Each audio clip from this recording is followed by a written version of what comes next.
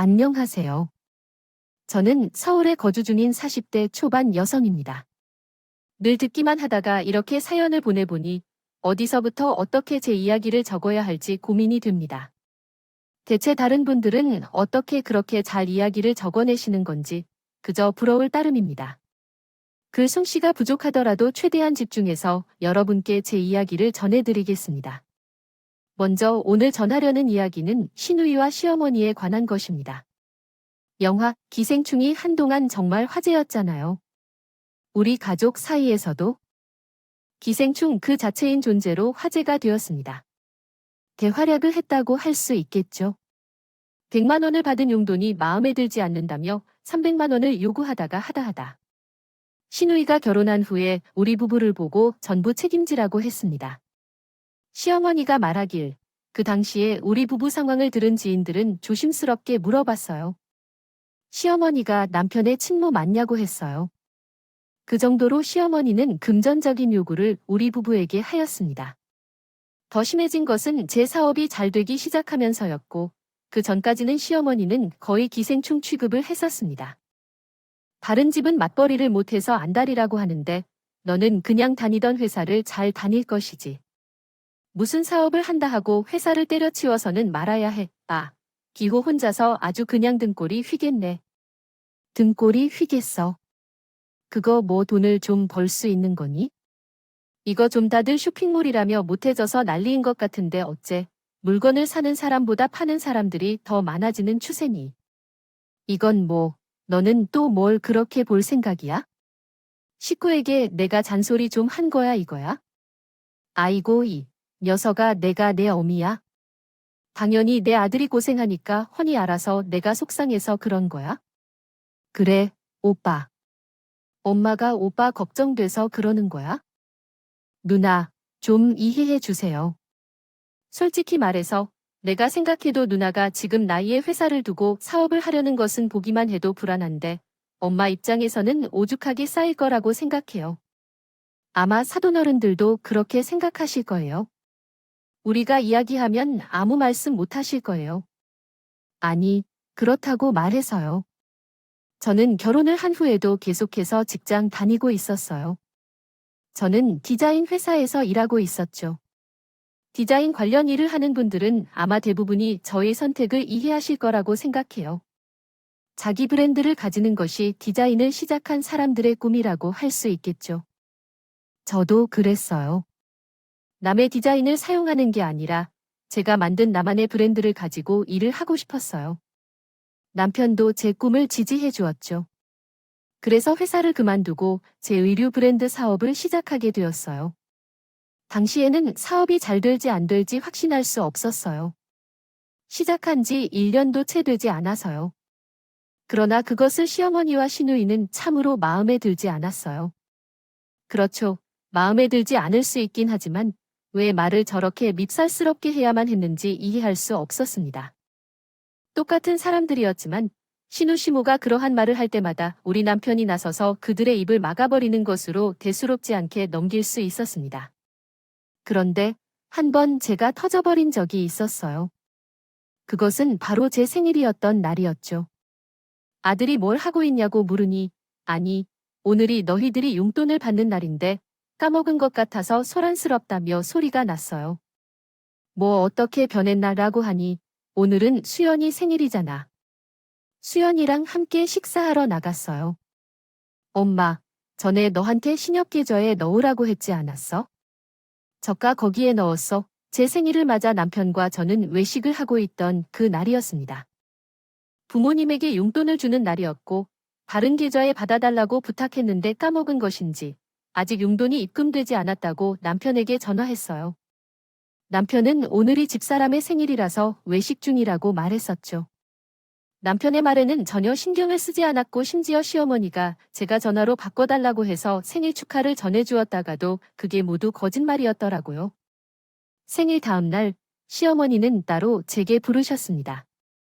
이야기 좀 나누자며 말했어. 1. 수연아. 너 몇 살이니? 에이, 어머니. 제 나이도 까먹으셔서요. 저 36살이지. 그래. 너도 36살이야. 옛날엔 내가 지금 중학교에 다니는 자식이 있어도 둘이 있었을 나이야. 그러나 너는 왜 그렇게 생각이 짧은 거지? 어제 너희 생일이라고 밖에서 회식하고 있다는 소리 들었을 때 매니라 매가 부서질 것만 같아. 오, 너희 남편에게 미안한 마음이 없는 건가? 응. 내 생각이 어떤지 정말 궁금했어서. 그런데 이해가 안 가서. 그게 무슨 말이야? 물을 가져다 줘. 아이고야. 아이고, 답답해라. 시원아, 너 원래 이렇게 답답한 애였니? 아니, 양심이 없어도 너무 없잖아. 내 남편, 우리 아들 기호. 지금 왜 불이 나서 너희 친정 부모님 챙겨 넘어 먹여 살려? 걔가 얼마나 힘들겠냐. 그런데 꼴에 또 생일이라고 나가서 밥을 먹자고? 기호 걔를 들들 볶은 거야? 어머머, 너 정말 이러는 거 아니야? 여자가 좀 현명해야지. 상황을 봐가면서 나가서 먹자고 하던가? 생일 그게 못했으라고 말이야? 응, 내가 하죠. 어제 너희 밖에서 밥 먹고 있다고 하는 소리 듣는데 내가 화딱지가 나서 돌아버리는 줄 알았다. 시어머니께서는 제가 생일날 외식을 한 것이 너무 어이가 없고 화가 나셔서 되게 막말을 퍼부어댔습니다. 양심이 있는 거냐부터 시작해서 내 아들 등골을 뽑아 먹으려고 작정을 한 거냐, 참. 그 당시에 들었던 막말만 적어도 1시간은 넘게 적어야 할 것 같아요. 그 말을 듣고 제가 가만히 있을 수가 있었겠습니까?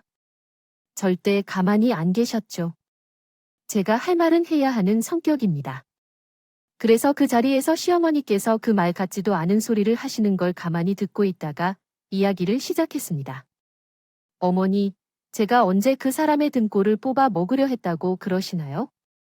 어머니, 제가 사업을 시작하면서부터 어머님은 계속해서 그 사람이 혼자 돈을 벌고 있는 것처럼 생각하시는 것 같으신데요. 저는 어머님이 앞서 말씀하신 것처럼 멍청한 사람이 아닙니다.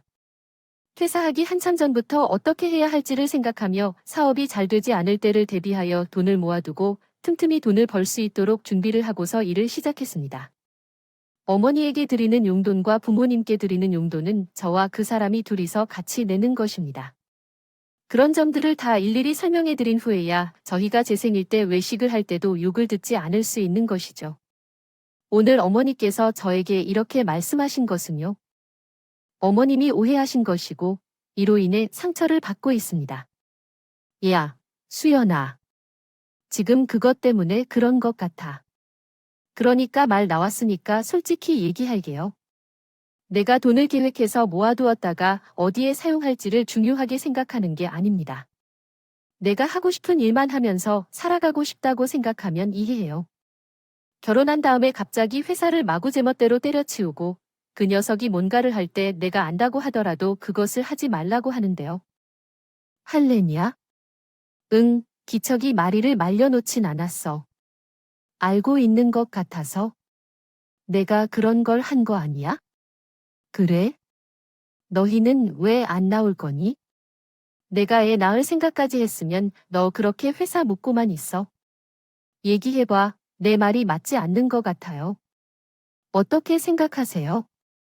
시어머니가 그렇게까지 화를 내면서 제가 사업을 하는 것에 반대하는 이유가 저희 남편을 위해서 하는 것이라고 생각해요? 전혀요. 저는 시어머니가 왜 그렇게까지 제 사업을 반대하는지 그 이유를 아주 잘 알고 있었습니다. 그래서 시어머니가 저한테 뭐라고 하는 말이 더욱 기분이 나빴어요. 결혼 전부터 남편은 시어머니와 시누이를 혼자서 부양하다시피 살고 있었습니다. 시댁의 형편이 나쁘지 않았어요. 돌아가신 시아버지는 낡고 오래된데도 월세가 5군데 정도 나오는 꼬마 빌딩을 소유하고 계셨어요. 문제는 그 돈을 시모가 낭비하신다는 거였죠. 그래서 남은 돈을 우리 남편이 보충해준다는 사실은 이미 알고 있었고요. 그럼에도 불구하고 남편이 착한 사람이라 결혼했습니다. 연애 시절에도 남편은 자신의 어머니와 여동생 때문에 정말 힘들었어요. 시어머니는 남편이 회사에 입사하자마자 이것 사달라, 저것 사달라 하셨고 남편이 취업하기 전 아르바이트로 돈을 벌 때도 자신의 아들이 힘들게 번 돈으로 어떤 것이든 더 사려고 했던 걸 시어머니가 몸이 안 좋으시냐고 물어봤어요. 아니요. 전혀 아닙니다. 온갖 모임에 다 참석하고 계세요. 주말에는 항상 여행을 다니는 분이시죠. 저랑 남편이 결혼한 후에 초반에는 용돈 외에 가끔 선물도 주고 했었거든요. 그러나 제가 회사를 그만두면서 그런 일이 사라졌을 때 그게 억울하고 화가 나는 게 분명했습니다. 그래서 어느 날 저는 시어머니와 고래고래 소리를 지르며 싸웠어요. 왜냐하면 그렇게 사라져 버릴까 봐요. 응, 너 그렇게 사라지다니 정말 눈에 띄지도 않게 사라져. 싸가지 없어. 야, 너 내 앞에 있지 말고 얼른 나가. 내가 너랑 더 얘기하다가는 혀가 터져 죽을 것 같아. 아니면 내가 화병으로 죽겠으니까. 너, 거기서 빨리 나가. 나가. 나는 왜 그런 말을 미리 못 알아챈 걸까? 우리 삶을 키울 때 내가 그것을 못 알아봐서 아이고, 참다투고 나니 시머니는 제게 악어를 뱉으며 내쫓기를 시도했습니다. 문이 닫히자 시머니가 내 남편에게 전화를 걸어서 들렸어요. 그렇게 눈에 불을 켜며 쏘아붙이던 사람이 우물우물 대화를 나누기 시작했어요. 만일 집으로 돌아가서 남편이 나를 책망한다면 그때는 가만히 있지 않기로 했습니다. 그래서 집으로 돌아가서 이런저런 일로 고민스러워하고 있어요. 괜찮기도 한 마음을 아는 채 말합니다. 집 안으로 들어서니 왠지 모르게 어색한 기류가 흐르고 있었어요. 남편이 자기 엄마랑 통화를 한 것이 맞았던 거죠. 터뜨려뜨려 집 안으로 들어서니 남편이 거실 소파에 앉아 있었습니다. 그런데 의외의 일이 벌어졌어요. 미안해. 당신이 나 때문에 마음고생을 많이 했네. 수연아, 내가 너한테 할 말이 없다. 미안해. 남편이 저한테 미안하다고 사과를 하며 저를 토닥여 주었죠. 순간적으로 당황해 있었습니다. 당연히 남편과도 말다툼 하겠구나 하고 집에 들어섰는데 남편이 되게 사과합니다. 내 남편은 나의 인생에 괴로움을 주는 것 같아서 더구나 그의 어머니와 여동생이 나타나서 사과했습니다. 제가 정말 죄송해요. 지난번에 윤영이 덕분에 여러모로 힘들었던 일이 있었는데 어째서 어머니까지 이런 행동을 하는지 이해가 안 가요. 제가 정말 미안해요. 방금 아무렇지도 않게 어머니에게 마음을 터놨어요. 그럼에도 불구하고 어머니는 자신이 잘못한 점이 없다며 당신에게 무엇 하나도 아무데로 연락하기를 원하지 않고 물건을 사오라거나 그런 부탁하기를 하는 사람인 것 같아요. 그렇기 때문에 그냥 당신의 핸드폰 번호를 변경하거나 어머니의 연락처를 차단하는 것이 나을 것 같아요. 나는 우리 엄마나 윤영이를 당분간 만나고 싶지 않다고 말했어요. 그러니까 차단하는 게 더 나을 것 같아요. 괜히 당신하고 나랑 힘들 필요 없잖아요. 참으로 우리는 남편 중간에서 자신의 역할을 잘하는 사람이에요. 사실은 시어머니 사건 이전에도 시누이가 한 번 제 속을 뒤집어 놓았던 일이 있었어요. 그 때문에 한 번 크게 난리가 났던 적도 있었거든요. 시누이는 자신의 엄마의 판박이었어요. 좀 더 뻔뻔한 판박이라고 해야 할까요? 시누이는 툭하면 제 사무실에 들렀어요. 왜냐면 자기가 입으로 챙겨 말하는 게 다 언니 옷 홍보를 위한 거라고 합니다. 가족이란 뭐가 더 좋겠어요?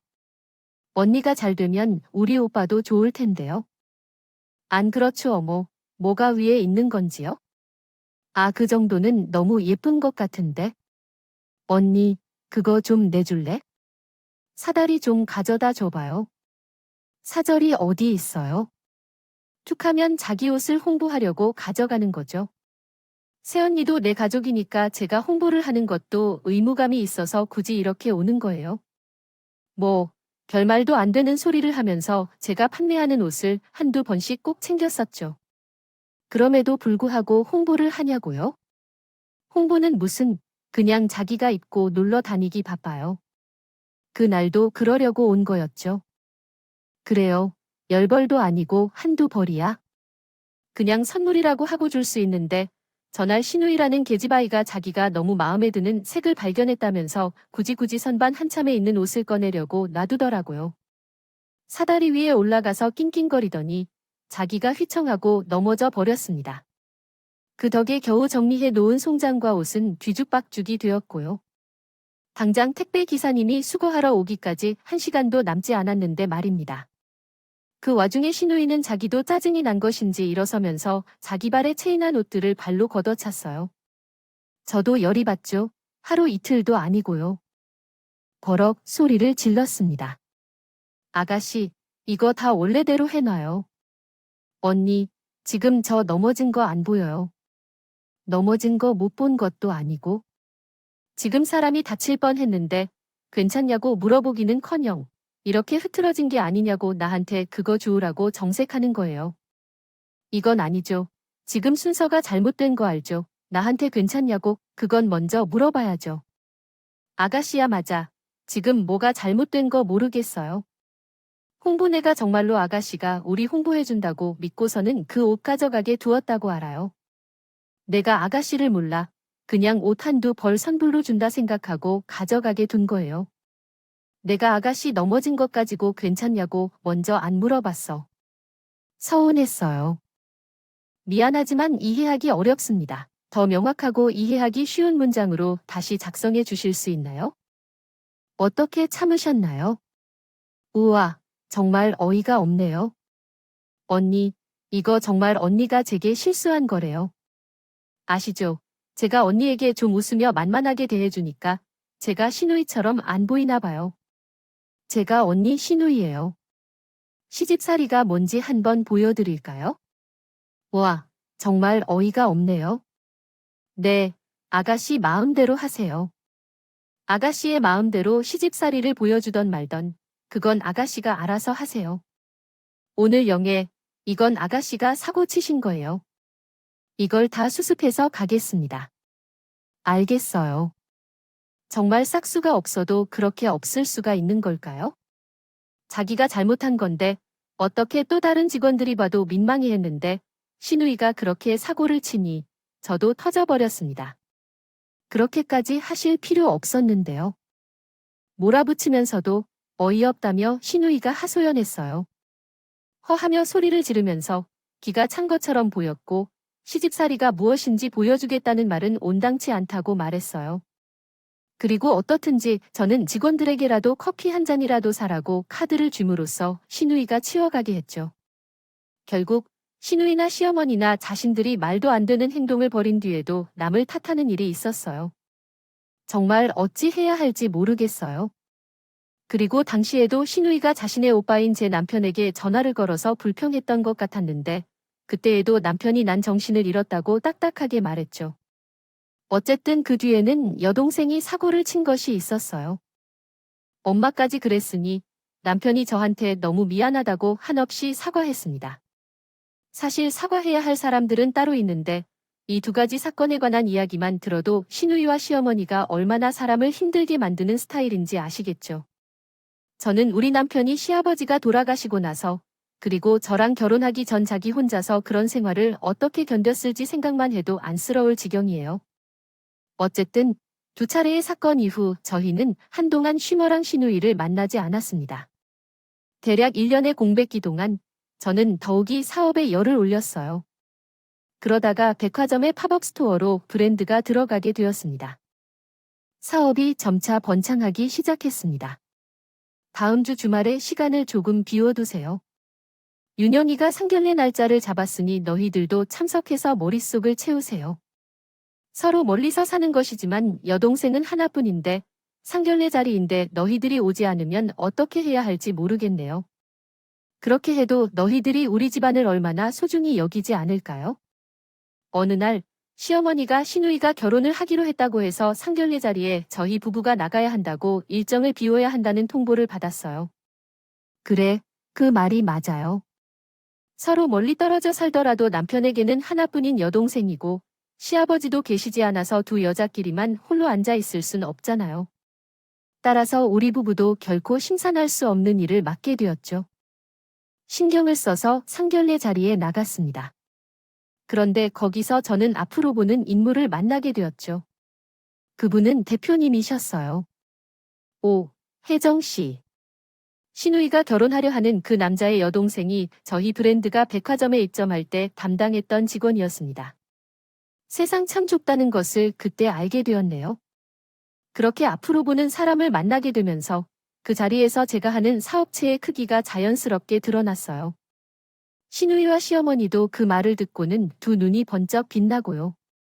어쨌든 상견례는 분위기 좋게 잘 마무리되었습니다. 시누이의 시부모님이 되실 분들도 너무 인상이 좋으시고 참 점잖으신 분들이었죠. 솔직히 말해서 시누이가 결혼할 상대가 아깝다고 생각했습니다. 그러나 문제는 그 이후부터 시작되었습니다. 시어머니와 시누이가 제 사업이 성공적으로 진행되고 있다는 것을 알게 되자 문제가 생기기 시작했습니다. 나야. 아니, 너는 어떻게 내 사업을 성공적으로 운영한 뒤에 우리에게 한마디도 알리지 않았니? 대단하다. 그렇지만 회사를 그만두고 사업을 시작했으니 그 보람이 있네. 우리 뒷바라지하고 있으면서 그런 보람이 있겠지? 아, 그거야 말이다. 별표, 별표. 너희 부부는 이제 돈 걱정이 없어진 것 같은데, 그럼 겸사겸사 내 용돈도 좀 올려달라고 해볼까? 솔직히 말해서 너희 친정 부모님한테는 이미 돈을 많이 드렸을 거야. 내가 그런 걸 이해 못하는 건 아니야? 시어머니한테 아무리 잘하는 며느리라 해도 결국 며느리는 그냥 며느리일 뿐이야. 그건 나도 알아. 나 같아도 내 친정 부모님한테 쌀 한 톨이라도 터주고 싶었는데 뭐 그러니까 나도 어느 정도 감안해 뒀거든. 그냥 한 300만 원 정도로 용돈을 올리는 거 어떨까 생각해? 너 있잖아. 사람이 베풀고 살아야 더 많은 것이 돌아오는 것 같아. 너는 그것을 정말로 알아야 하고 난 누군지 알아? 너 남편, 우리 기호 엄마야. 내가 기호가 나오지 않았다면 내가 우리의 기호를 만나 결혼했을까? 무슨 일을 했을까? 아니야. 300만 원에 우리 기호를 만나게 해준 것을 생각하면 착한 가격인 거다. 나도 돈을 잘 버는 며느리지만 파이하지 않겠어? 시어머니는 용돈을 올려달라고 했어요. 백화점에 들어가는데도 그래도 돈을 많이 번 것 아니냐고 말이에요. 그렇다고 해서 말이야. 내가 내 남편을 안 낳아줬으면 어떻게 결혼을 했겠냐고 이러한 소리 하는데 용돈이야? 주실 수 있어요. 하지만요. 300만 원이라니? 저희 부부도 생활비로 그 정도가 나가지 않는데 할 말이 없었습니다. 당연히 안 된다고 했어요. 300만 원은 무리하다고 말입니다. 제 말을 들은 시어머니가 뭐라고 반응했을까요? 네, 이번에도 역시나 땡깡을 놓기 시작했습니다. 잘 벌면 그만큼 가족을 신경 써야지. 너는 돈을 벌든 못 벌든 어찌됐든 애기가 그렇게 인색하니? 아, 그래. 그러면 내용을 나중에 차차 이야기하고 우리 윤영이 신혼집이라도 그럼 너희가 해야겠다. 윤영이가 시집가서 키 안 주고 살아야 할 거 아닌가? 그러니까 너희가 윤영이 신혼집을 좀 마련해주는 게 어때? 애들 둘 다 직전 거리를 생각해서 웬만하면 강변 쪽으로 좀 알아보면 좋을 것 같습니다. 현실적으로 그게 어려우면 어쩔 수 없지만 그래도 이왕이면 애들이 직장을 오가는 거리도 좀 가까워야 하지 않겠어요? 나중에 애들이 자기들의 재산을 풀기 위해 뭔가를 팔거나 이사를 갈 때를 생각해서 아파트를 알아보세요. 시어머니가 우리 부부에게 무슨 돈이라도 맡겨놓은 줄로 알아서 모사해달라거나 요구하는 것이 얼마나 당연한지. 돈을 맡긴 사람 앞에서 그렇게 해야 하는데 입이 다물어지면서 할 말이 없을 정도로 그런 요구가 너무나 당연하게 느껴지기도 했어요. 이야기를 듣고 있던 제 남편도 정말 마찬가지였거든요. 이후 내용이 누락되어 있습니다. 말 잃은 게 아니에요.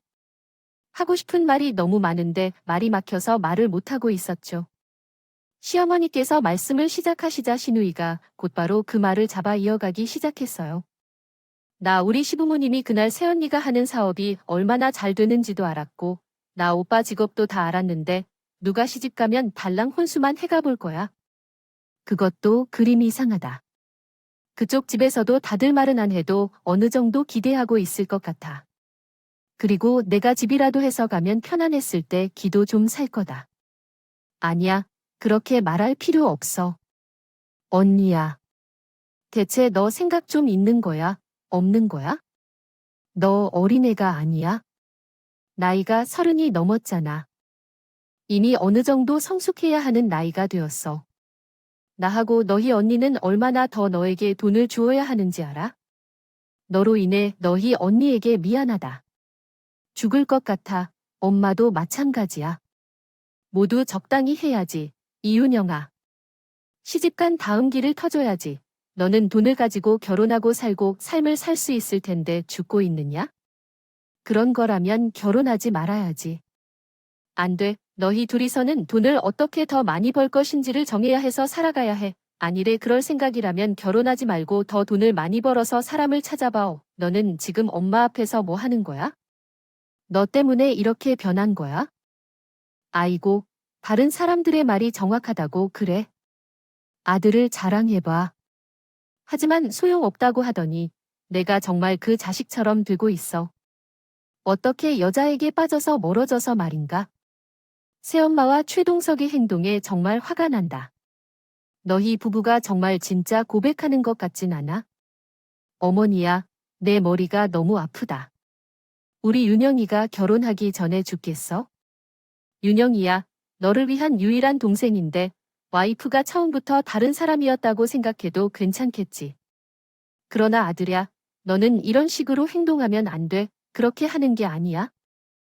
어쩌다 보니 나는 매정해지고 말아요. 얼굴에 거의 초상이라도 난 것처럼 우는 소리도 하고 화를 내기도 했습니다. 남편에게 너무 서운하다고 말했어요. 그러면서 동생 하나뿐인데 결혼한 후 변했다며 나를 망친다고 그런 말을 했어요. 듣는 나는 거의 해탈한 듯했고 남편은 참느라 눈이 붉어졌습니다. 그만, 됐어. 이게 끝났다고? 그렇다고? 끝났어. 참, 여자가 왜 그리 좋음? 그래서 너 지금 나와 엄마한테 모른 척 하겠다는 거잖아. 오빠도요. 진짜 그러는 거 아니야? 알았어. 꺼져. 참, 내가 너 같은 놈을 오빠라고 둔 게 진짜 쪽팔린다. 쪽팔려. 자, 어머머. 야, 이 정신 나간 놈이 어머머 어디서 동생을 때려? 어머머, 남편은 신우이 뺨을 철썩 소리가 날 정도로 세게 때렸습니다. 신우이는 자기 뺨을 어루만지면서 저와 남편을 노려보았죠. 시어머니는 전쟁이라도 난 것처럼 소리를 지르며 남편 등짝을 마구 내리쳤습니다. 남편은 등짝을 맞으면서도 꼼짝하지 않았어요. 이혼녀, 너는 진짜 안 되겠다. 너 또 그 소리를 하네. 나 같은 놈을 네 오빠로 둔 게 쪽팔리다고. 너 그때도 그랬었지? 너 미용학원 가고 싶다고 나한테 악썼을 때도 너 그때도 나한테 그랬어. 그깟 대학교 한 학기 휴학하는 게 뭐 그렇게 대수라고. 너한테 돈 안 주냐고? 그때도 너 그랬어? 엄마도 그랬네. 내 대학 한 학기 휴학한다고 누가 알기나 할 것 같냐고? 하나밖에 없는 여동생 학원비 주는 게 아까우냐고 그랬지. 그럼 엄마한테 내가 한번 물어볼게. 엄마는 그때 엄마. 딸내미 엄마. 아들내미 공부하는 것보다 엄마 놀러 다니고 술 먹고 명품 사고 돈 쓰는 게 더 중요했어. 그래서 엄마 돈은 엄마가 노는데 써야 하니까 나한테 부모 노릇하라고 한 거야. 엄마 자식 뒷바라지 나보고 하라고. 엄마, 엄마, 나도 엄마의 자식이야. 나도 자식이라고. 내가 후회하는 게 뭔 줄 알아? 아빠 죽기 전에 숨 헐떡이면서 나한테 엄마랑 이윤영을 잘 챙기라고 얘기했을 때 그거 알겠다고 한 게 제일 후회돼. 정도껏 해야지.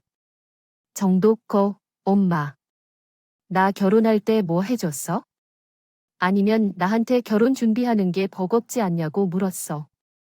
그냥 돈 더 달라고 이것저것 사다 줬으면 좋겠다. 여행 보내달라. 내가 ATM기야 하고. 내가 그 돈 나오는 기계냐고. 그런데 이제는 하다하다 나랑 결혼한 사람한테까지 돈을 달라고 하네. 이건 좀 심한 것 같지 않아? 이윤영네. 앞가림은 이제 좀 해주셨으면 좋겠어요. 아직도 어린 사람인 줄 아세요? 남편은 마치 이때까지 참아온 모든 것을 하나하나 쏟아내는 것처럼 끊임없이 이야기하기 시작했습니다. 남편이 한마디 한마디를 내뱉을 때마다 시어머니와 시누이의 얼굴은 울그락불그락 붉어져 갔어요. 그 얼굴에는 슬픔이나 미안함이 있었나요? 아니요, 전혀요. 뭐가 그렇게 서운한 것인지 두 모녀가 제 남편을 죽일 듯이 노려보고 있었어요. 이따금 저를 향해서 그 매서운 눈빛을 보내기도 했죠. 남편은 한참 동안 오래된 이야기부터 쭉 자기가 어떻게 힘들었는지 어떤 마음이었는지 이야기를 했습니다. 그게 그렇게 억울했니? 그게 그렇게 억울했어? 아이고, 남들이 듣기에 아주 못된 일 한 줄 알겠다. 응, 당연히. 내가 장남이면 내가 엄마와 여동생을 챙기는 게 당연한 거지. 그럼 누구를 챙겨야 하는데? 내가 당연히 해야 할 일을 가지고 있어. 요새는 부리지 마라. 저게 문제야.